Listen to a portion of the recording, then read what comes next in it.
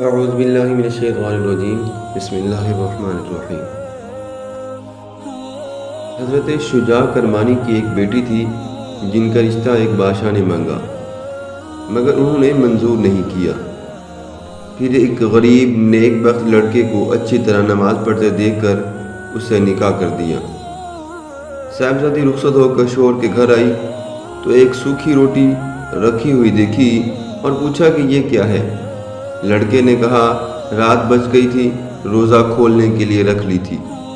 یہ سن کر وہ الٹے پاؤں پیچھے نہیں ہٹیں۔ لڑکا بولا میں پہلے ہی جانتا تھا، بھلا شاہ شجاع کی بیٹی میری غریبی پر کیوں راضی ہوگی؟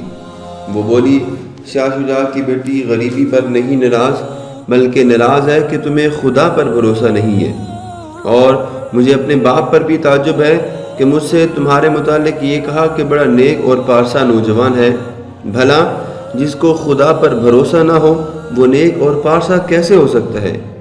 نوجوان عذر کرنے لگا عذر تو میں نہیں جانتی، گھر میں رہوں گی یا یہ روٹی رہے گی؟